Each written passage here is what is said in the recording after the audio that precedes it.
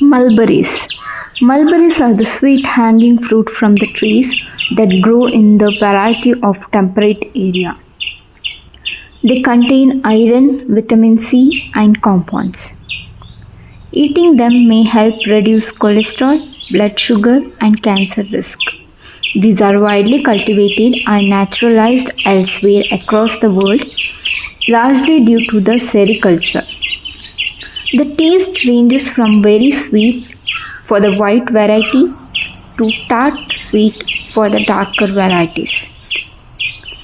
Mulberries are ready to harvest when they are large, sweet, and black. Mostly season is from mid-June to August. These trees are fast growing and can begin producing a crop within 2 to 3 years of planting.